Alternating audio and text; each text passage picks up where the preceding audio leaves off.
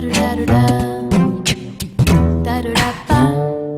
y a 4 ans, je me suis investie dans le réseau féminin qu'on a lancé chez Dell, qui s'appelle WISE. Et je le gère au niveau de la France. Et donc, je suis là pour accompagner les 20 volontaires qui sont venus avec nous aujourd'hui.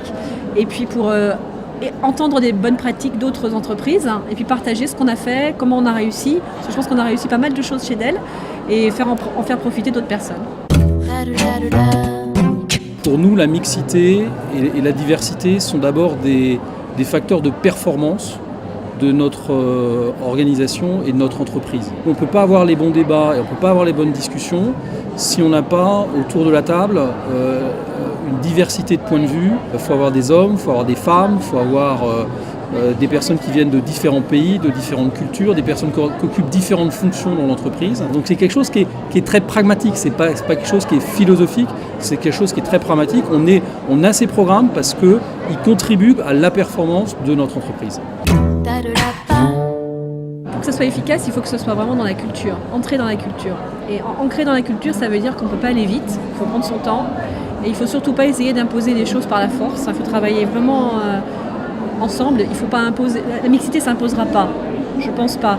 Je pense qu'il faut vraiment la faire rentrer dans la forme de culture de l'entreprise. Il faut à la fois une direction affichée claire de la direction qui montre l'exemple, donc il faut des rôles modèles à tous les niveaux.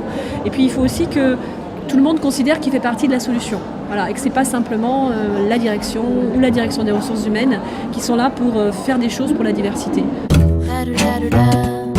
Il y a un levier qui est très important, c'est le levier du top management.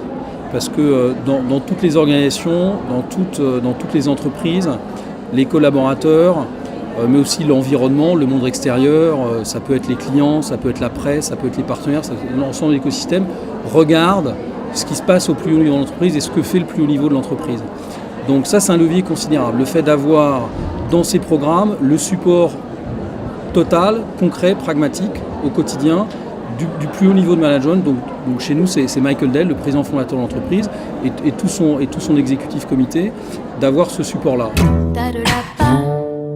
Dell, c'est le monde de l'informatique. Alors comme vous le savez déjà, il n'y a pas beaucoup de femmes qui choisissent des métiers aujourd'hui, des formations d'ingénieurs et qui sortent d'écoles d'ingénieurs. On n'a pas le même vivier de talents aujourd'hui qui ont des compétences, on va dire, techniques et technologiques quand on prend les personnes qui sont diplômées. On a des programmes, on en a un qui s'appelle IT is not for geek, où on va dans les collèges, dans les lycées, pour expliquer aux jeunes filles qui sont brillantes et qui sont en train de choisir en orientation, de se dire pourquoi pas une école d'ingénieur, pourquoi pas aller vers le numérique, pourquoi pas aller vers des métiers high-tech. On n'a pas besoin d'être un geek ou passionné d'informatique pour devenir quelqu'un qui va pouvoir travailler dans ces secteurs qui sont des secteurs où il y a beaucoup d'emplois et où on est tout le temps en manque en fait, de talent.